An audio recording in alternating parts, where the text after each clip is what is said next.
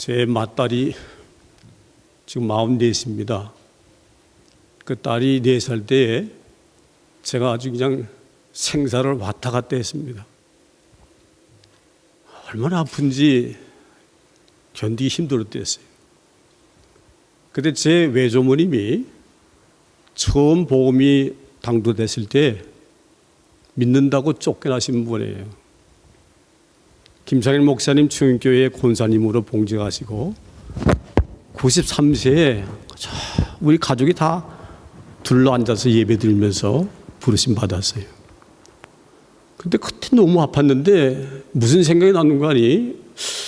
자, 우리 아버님이 이북서 내려오실 때 제가 4살이었거든요.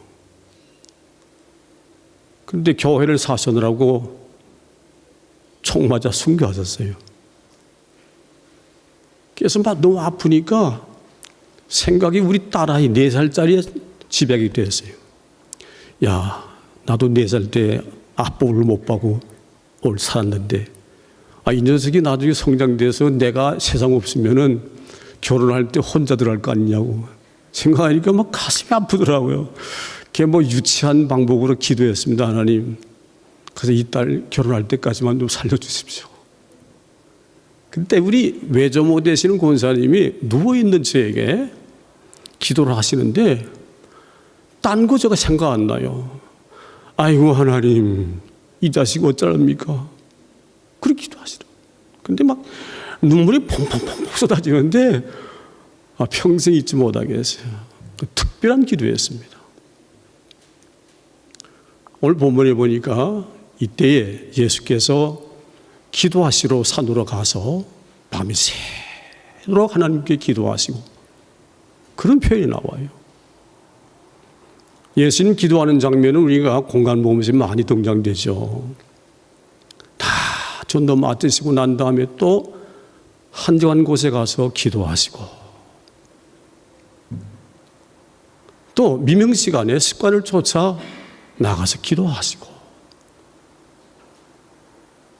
마태복음과 마가복음 보게 되면 나중에 그 십자가 사건 다음에 기도하실 때는 슬퍼서 너무 고민에 죽게 되었다 그런 표현과 더불어 힘쓰고 애써 기도할 때 그의 눈물이 떨어지는 핏발 같았다 그런 표현이 있습니다. 히브리서 5장 7절을 보게 되면 그런 표현이 있습니다. 그가 육체에 계실 때에 능히 구원하실 하나님께 심한 통곡과 눈물로 아렸을 때 그의 경건함을 인하여 들으심을 받았다 그런 표현이 있습니다. 그런데 여러분 딴에 다 찾아보세요. 예수님께서 날이 셀 때까지 기도했다 이 표현은 오늘 누가복음에 6장 12절밖에 안 나옵니다.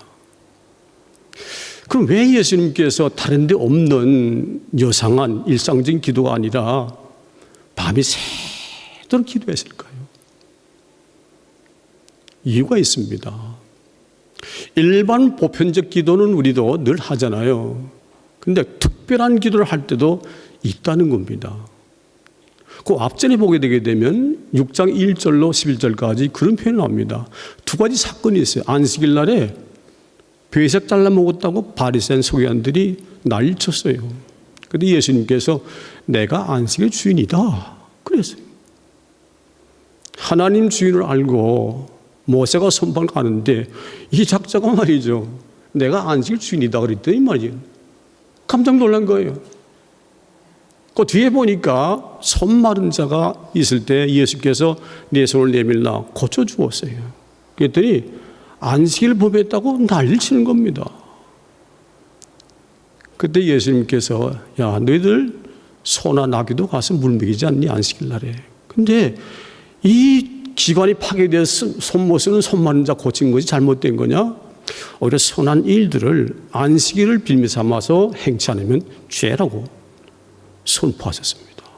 2가지의 건수가 걸린 거예요. 첫째는 자기를 하나님과 동등 취급해서 신성모독이 되었고 안식일을 범하는 죄를 범했어요. 안 그래도 그들은 예수를 책잡아 고소해서 죽일까 하고 왔댔습니다. 11절 보니까 그들의 노기가 가득하여 예수를 어떻게 할까 하고 의논했다. 그런 표현이었습니다. 이건 좀 경한 거죠. 마가복음 3장 6절 가게 되면 그런 표현이 있습니다. 바리새인들이 나아가서 헤롯 땅과 곧 예수를 어떻게 하면 죽일까 의논했다. 그런 표현을 합니다. 그럼 여러분들 생각할 때, 예수님 이제 죽을 때 됐으니까 사람께 넘겨져서 고난을 당하다 죽을 것이니까 특별 기도했구나 생각할 수 있어요.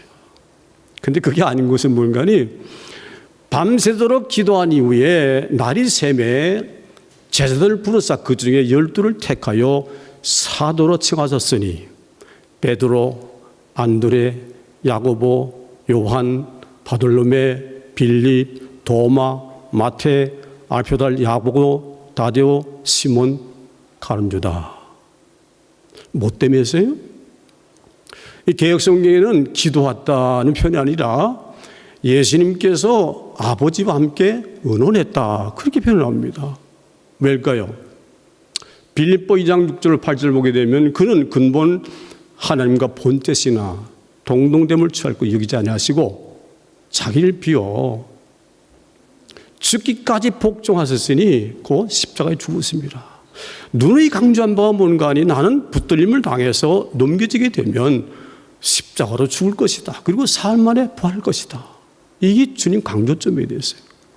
그러니까는 우리가 척 생각할 때, 생명이 욕받으니까 겁이 나서 두려워서 공포증을 얻어서 그래서 아주 급하게 특별기도 했다라고 하지만 그것이 아니라 내가 죽은 이후에 이 복음을 전할 자들을 세우는 일을 가지고 밤새도록 아버지와 함께 의논했다, 그 표현인 것입니다. 오늘날로 말하게 되면 장로님 세워서 임직식 한 거예요.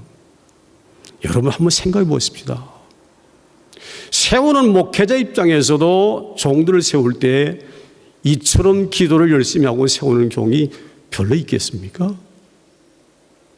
직임 받는 자라 할지라도 하나님께서 나와 같은 자를 사도로 삼으시니 너무 감격해서 부들부들 떨면서 말이죠. 죄송해하고 기뻐하며 감사하는 거. 우리 예수님은 특별한 기도를 밤이 새도록 아버지께 기도하는 것은 딴 게 아니라 내가 붙들림 당해 죽고 나면 이 복음을 증거할 자들, 대타를 세울 때, 사도를 세울 때 이 문제를 가지고 밤새도록 하나님과 함께 의논하며 논의했다는 사실인 것입니다. 자, 그런데 여러분, 오늘 이 표현만 우리가 끝나게 되게 되면 예수님 밤이 새도록 기도하시고 안수지기에서 사도를 세우셨다 끝나지만은 마가복음 가게 되게 되면 오늘 본문에 등장되지 않는 표현이 있습니다. 또 산에 오르사 자기 원한 자들 부르시니 나온지라, 이 12를 세우시고 자기와 함께 있게 하시고 전도도 하며 귀신 쫓는 권능도 가지게 하려 하심이라. 그 표현이 추가되어 있어요. 임직식으로 끝나는 것이 아니라 임직받은 사도들에게 예수께서 참 예수님의 권위로 그리고 사랑으로 권한 것이 세 가지 있다는 거예요, 여러분. 예.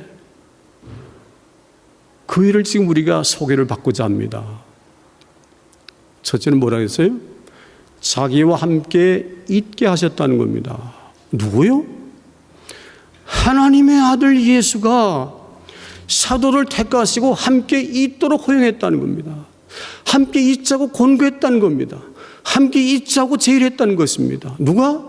하나님이시며 사람이신 예수가 감히 사도들을 함께 있도록 했다는 겁니다. 여러분, 오해하지 마세요. 주님 당시 때 사도들이 국한된 말이 아닙니다. 에클레시아는 부름받은 자예요. 사도는 누굽니까?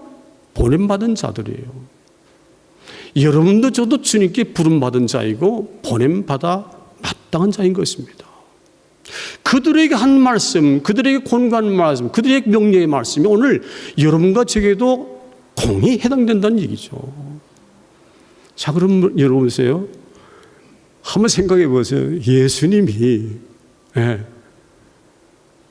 하나님과 본체 같으신 예수님이, 우리에서 오신 예수님이 붙들림을 당하고 참수를 당하며 고통을 당하며 십자가 죽으실 그 예수님께서 야, 나와 함께 있자라고 제의했다는 겁니다. 여러분, 감격스럽지 않아요? 기쁘지 않아요? 응하고 싶은 마음이 없냐는 것입니다. 함께 있자는 겁니다, 여러분. 구프론을 썼던 아담 스미스, 형이사학을 썼던 아리스토텔레스, 소크라테스의 변명 플라톤이 썼어요.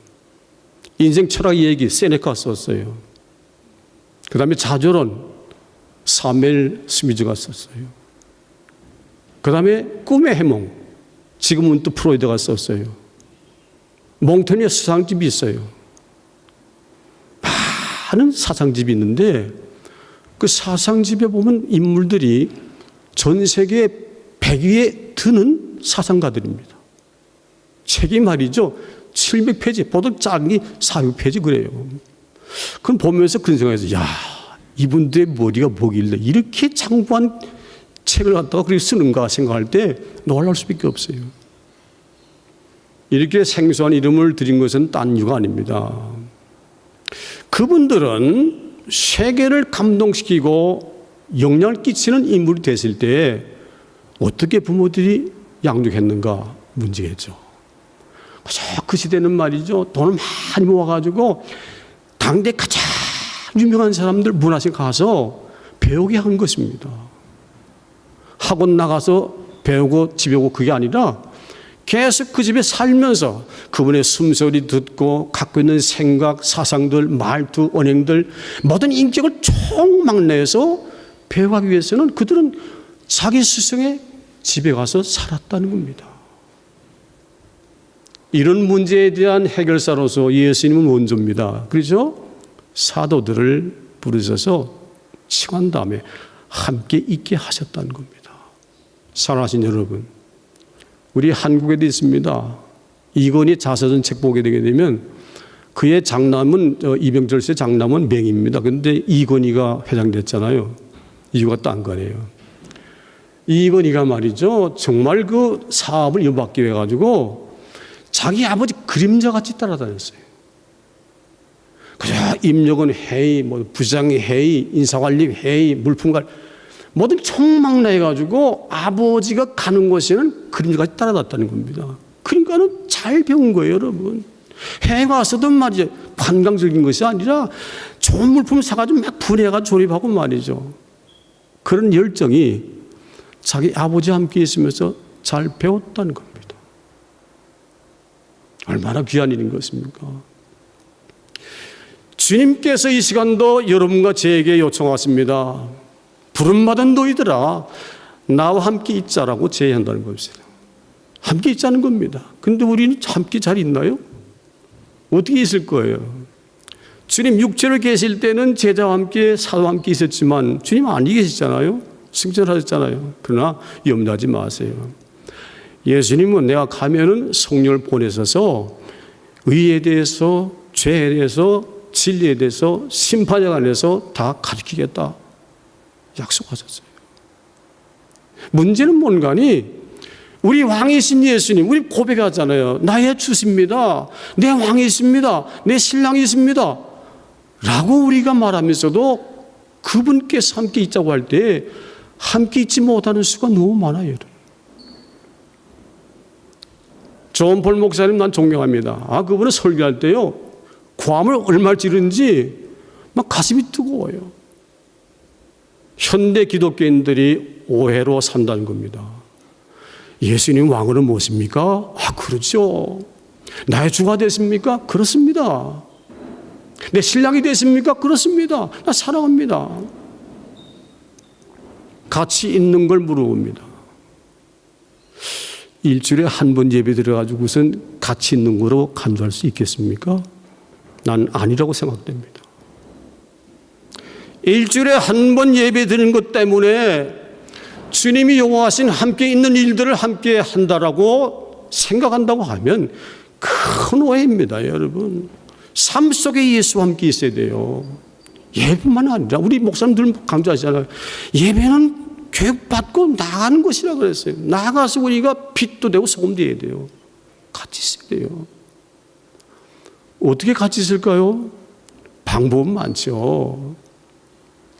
찬양하세요. 찬송생활의 권능을 기쁜 마음을 감사함을 하세요. 그러면 찬양은 힘은 그를 인정하는 겁니다. 찬양할 때마다 인정합니다. 내 주님이시여 내 왕이십니다. 인정하는 거예요. 하나님을 인정하며 성령을 인정하며 예수를 인정하는 찬양이에요. 여러분 크리스찬들 찬양 여러분들 집에 와서 얼마나 하시나요? 가슴에 손대가면서 내가 했나 안 했나 잘 모를 때도 있어요.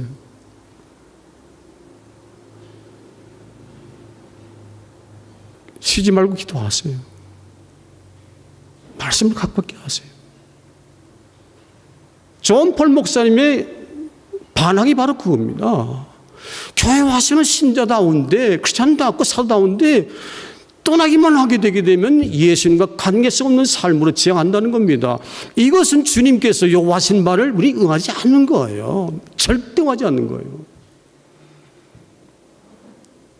여러분 수요 예배에 참석하시기 바랍니다. 정말 권합니다. 솔직히 말해서 우리 목사님 같이 잘 가르친 분 여러분 찾아보세요.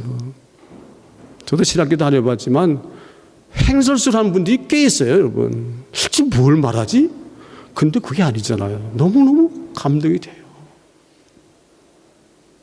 사랑하는 여러분, 제 딸이 요번 맞는 생일 때 카드를 보내서 뭐라고 썼는가 하니 아빠를 매일마다 볼 수 있는 것이 난 행복해요. 와, 제 집사님 딸이 성장돼서 그러면 뭐 되겠어요? 감동되겠죠? 네, 감동돼요. 제 사후가 쓴 옆에 있는 거예요. 아버님, 어머님 신앙에 본이 돼서 고맙습니다. 난 그건 좀 미안하더라고. 그렇게 못 사는데 불구하고 그렇게 해서. 여러분 함께 있는 거 감사가 되고 기쁨이 되고 환희가 되고 감격이 되고 은혜가 되고 찬송이 되면 얼마나 좋겠어요. 제가 지닌 심령을 주님이 심령 그 이상이겠죠. 그죠? 주님 보고 싶어요. 만나고 싶어요. 교제하고 싶어요. 가르침 받고 싶어요. 주님 닮고 싶어요. 매일마다 우리는 그런 삶을 살아야 돼요, 여러분. 사도 체험 받은 자들에게 요구가 바로 그거였습니다. 두 번째로 하는 게 뭐죠? 보내사 전도도 하게 하시고. 여러분 전도만 할 때 자유로울 뿐이 별로 없죠. 마르틴 루터가 그리스도 교리에 자유함에 대해서 그렇게 글귀를 썼습니다. 내가 주님과 함께 손목 잡고 깊이 생각하며 산책할 때 나는 나의 모습을 보고 자지러지고 크게 소리내어 울었다. 이전에 물어보지 못한 울음을 울었다. 왜일까요? 마가 1장 38절에 그런 표현이 있습니다. 얘들아 다음 동네로 가자. 거기서도 내가 전도해야 되겠다 하고 갈려온 땅을 다니시며 회당에 들어와서 말씀을 전하고 전도하시며 귀신을 쫓아내니라. 여러분 복음의 주체되신 예수께서 말이죠. 오늘도 피곤합니다. 여러분 밤새 기도할 여력이 계속해서요. 너무 힘들어하죠. 노동왕궁 속에 이불에 고물에 잠을 잤잖아요. 예수님이 그런 분이에요. 그런데도 다 마치고 난다. 저 동네로 가자. 전도하다. 이걸 때문에 내가 왔다. 그렇게 제에게 말씀하셨어요. 근데 우리가 고백은 주지요. 하나님과 동등되다고 우리가 인정합니다. 왕으로 칭호합니다. 나의 신부라고 신랑이라고 우리가 자처합니다. 근데 우리가 이상한 거는 그분의 명령을 듣지 않고도 살아있어요. 그 신기한 거예요. 왕의 명령을 거절하고 안 가게 되면 말이죠. 그거는 그냥 이거죠, 여러분. 근데 우리는 그렇게 왕이신 분이 만왕의 왕이잖아요. 일반 왕도 아니고. 명령이 뭐죠? 너는 모든 족속에 가서 아버지와 아들과 성령을 세례를 주고 내가 가르쳐 분만 모든 걸 가르쳐 지키게 하라 그랬어요. 사도행전 8절에 어디 성령이 임하시면 권능을 받고 예루살렘과 온 사마리아 땅 끝까지 증인되라 그랬어요. 지상명령이에요. 그 이상도 이하도 없는 최고의 명령, 왕이 하신 거예요, 여러분. 근데 우리 가나요? 물어보십시다. 학교 가게 되면 친구들한테 전도 다 해요? 직장생활 하게 되게 되면 직장생활 하면서 예수 믿다고 말해요? 하는 분 계시죠. 좀 안 하는 분에게 얘기하는 겁니다. 우리가 감히 고백된 왕이시라고 하는 그분께서 명하신 말을 하지도 않으면서 나는 그분의 왕의 신하라고, 그의 신부라고 말할 자기가 안 되죠, 여러분. 전해야 돼요.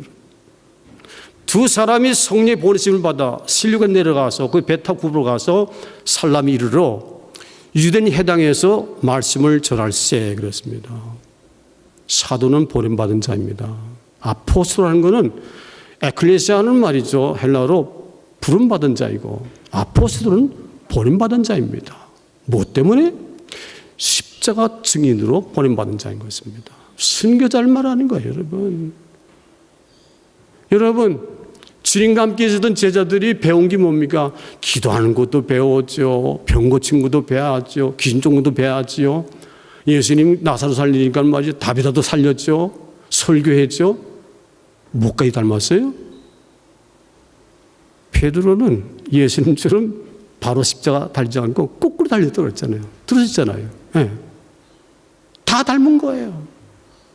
이 닮음에 대한 행위와 진신대 표명은 뭐에서 나타났어요?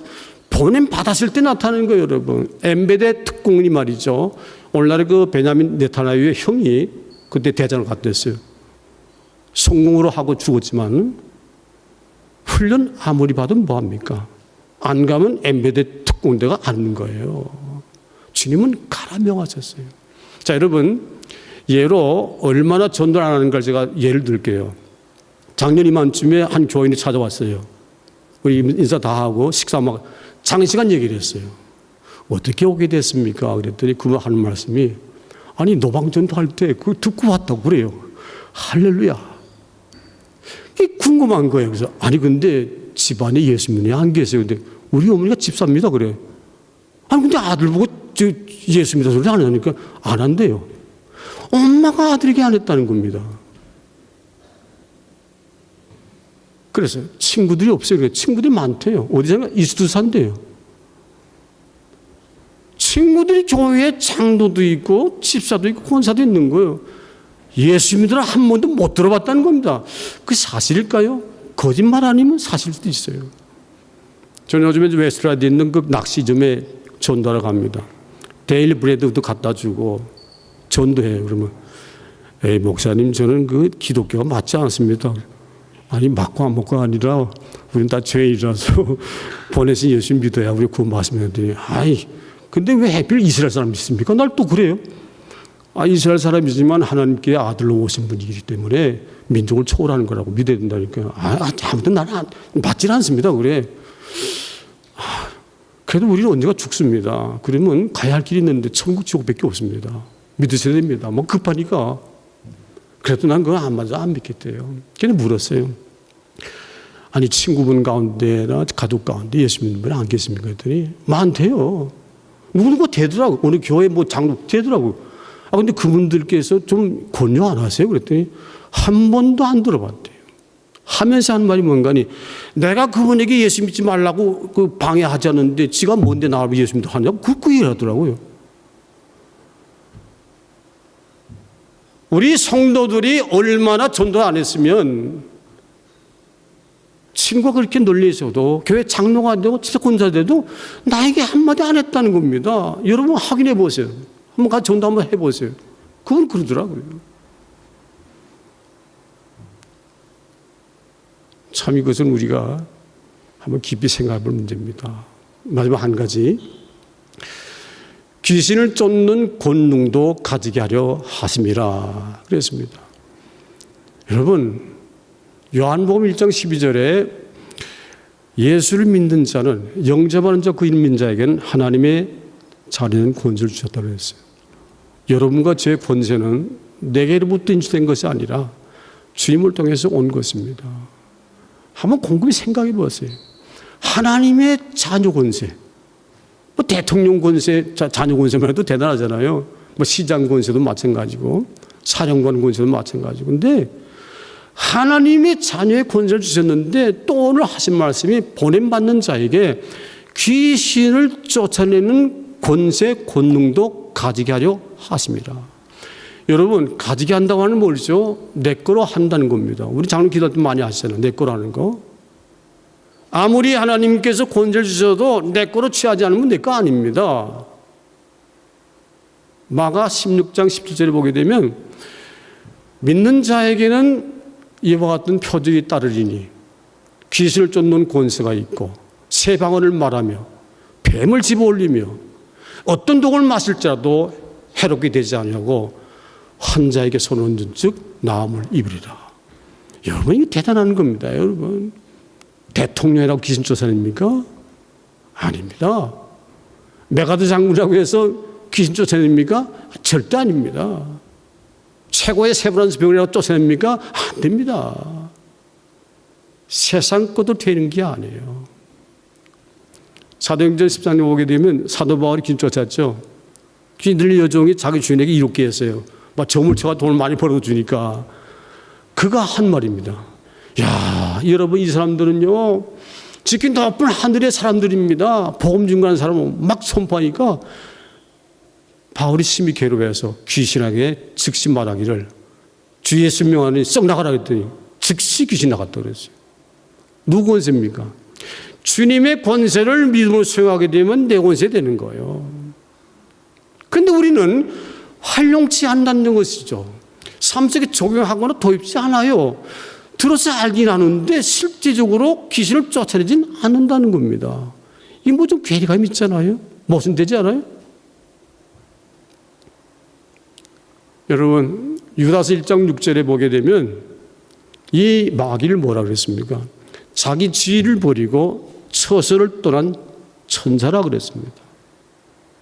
베드로전서 2장 4절을 보게 되면 하나님께 범죄한 천사를 용서치 아니하시고 깊은 음부 구덩이에 던져 마지막 심판까지 지키겠다고 그랬습니다. 그러면 타락한 천사가 하는 짓거리가 뭡니까? 사울이 왜 다윗을 죽이려고 그랬어요? 사위 되면서도 국충신인데 딴 거 아니에요. 귀신 들어가지고 시기심을 조장했어요, 여러분. 아나니아 삽비라는 성령도 속으려 했습니다. 귀신 들게 되게 되면 귀신 들린 그 부모가 한 말이죠. 이 일을 갖다 귀신이 물에도 던지고 불에도 던집니다. 예. 벌이 돼도 막 귀신 한 짓은 몹쓸 짓이에요. 망하게 하는 것이에요. 제 얘기입니다만은 제가 86년도 왔을 때 저를 갖다 총명하신 분이 잘 아는 분이에요. 근데 한국에 저는 그 귀신을 많이 쫓아냈댔어요. 어떻게 해요? 딴 거 아니죠. 성경 말씀대로죠. 귀신 역사하게 되면요, 여러분, 야, 정말 놀라워요. 어느 부인은 예수를 잘 믿는데 귀신 들어가가지고 역사합니다. 너 집안 망하는 건 네 남편 때문이다. 너 칼 있지? 어느 칼 갖다 어디 집어넣어라. 맨날 메시가 디데이다. 죽이라는 겁니다. 네 남편을 죽여야 된다는 거예요. 그리고 3남매를 금지시키는 거예요. 근데 들어보니까 아니거든요. 그 집사님 그게 아니고 했는데 그땐 여러분 사람이 하는 거 아닙니다. 이미 그에게 예수님으로 마귀야 물러가라 하고 하는 겁니다. 손을 댔더니 그때 깨달은 거예요, 여러분. 네. 오늘날 우리 86년도 수요일날 예배를 마치고 나오니까 어느 분이 신부를 보냈어요. 목회자입니다. 아들이 큰 문제가 생긴 좀 와달라고 그래요. 갔댔어요. 귀신 들린 거예요. 야, 구린다라고 타고나기 정말 미남에 잘생겼더라고. 근데 거짓말 그렇게 잘해요. 여러분, 요한복음 8장 14절에 귀신은 거짓의 아비라고 그랬어요. 거짓말 해가지고 막 가족들을 갖다 울리고 막 주변 사람 다 울리는 거예요. 그게 가서 여러분 뭐 했겠어요? 집사람도 치유의 은사를 받았습니다만은 이 축사할 때도 다르게 하지 않습니다. 쫓아내는 게 문제가 아니에요. 반드시 우리에게 문제 있다는 겁니다. 먼저 하나님 앞에 철저히 자복하고 회개하고 목사로서 자녀를 잘 양육하지 못한 거 회개해야 돼요. 회개가 중요한 거예요. 돌이키는 게 중요한 거예요. 예배 드리면서 그 청년에게 보니까 눈을 못 봐요. 여러분, 귀신의 특징 뭔가니 사람 눈을 못 봐요. 딱 쳐다보게 되면 그걸 내려 깔아요. 들라고? 눈 뭐라고? 그럼 또 봐요. 보다 가만히 있으면 또 절대로 못 봐요. 왜? 예수의 능력의 눈으로 보게 되면 그걸 꼼짝 못하니까 이미 정치가 탄로난 거예요. 기도하면서 회개하고 청년에서 기도했습니다. 그랬더니 여러분, 귀신은 타락한 천사라 그랬죠. 영적 존재예요. 말도 해요. 마귀가 말하는 게 아니라 그 사람을 통해서 말하게 돼요. 나가라니까 하는 말이 뭔가 아니, 야, 여기가 어디라고 왔니? 하나님이 그 안에 성진도 왜 들어왔느냐? 나가라고 그랬더니 하는 말이 뭐예요? 지금 꼭 나가야 돼요? 또 그래? 그게 농정 뜨는 거죠. 거기 서가 넘어갑니까? 지금 당장 나가라. 너 다 안 나가 물 쳐놓는다고 해도 그러면 며칠 있다 나가면 안 될까? 또 그래? 딴소리 하지 말고 나가라고. 그리고 머리에 손을 얹고 기도했어요. 나사렛 예수로 이미 우리에게 주신 권세 주를 믿습니다. 주를 믿는 자에게는 귀신 쫓는 권세도 주신다 그랬으니 이게 들어온 귀신을 축제해 주십시오. 여러분 나중에 나갈 때 표현을 잘 못해요. 성경 그대로예요. 뭐 개성을 지르고 난리가 나죠. 나갈 때는 나간다 소리까지 하고 나와요. 신고를 하고 나가요. 그 다음은 파지레가 되는 거예요. 안고 우리가 기도하고 그거 신학해가지고서 미국 가가지고 목회했습니다. 네. 자, 그런데 두 가지를 제가 비해서 말씀드릴게요. 교회에서 한 장로님의 가정에 귀신 들린 자가 있었어요. 아까는 목사님 집안이잖아요. 근데 우리 교회 장로 5분 가운데 한 분이에요. 근데 그 자녀가 누군가니 조카예요. 조카인데 시험을 쳤어요. 근데 학교 수재예요. 늘 1등만 했어요. 근데 대학 시험에 2등하는 자리인 친구는 걸리고 자기는 떨어졌어요. 낙심이 된 겁니다. 그래가지고 귀신 들렸는데 그걸 데리고 왔어요. 그래서 이제 기도하자고 했는데 대화를 좀 나눠보니까 말이죠. 이 귀신 들린 게 뭐 표가 너무나 다른 거예요. 목사님, 나 지금 가봐야 되는데 그래요. 가긴 어딜 가 그랬더니 저기 창문에 문 좀 보세요. 저 영국 찰스 왕자가 왔잖아요. 그래요. 어디에 그랬더니 저기 안 보여 그래. 근데 내 눈은 안 보이는데 그랬더니 이 목사 저기 왔잖아요. 찰스가 날 좋아하는데 자기도 좋아하고 나가야 되겠대. 그래서 이제 장로님과 의논해가지고 이건 우리가 반드시 예수를 물쳐야 됩니다.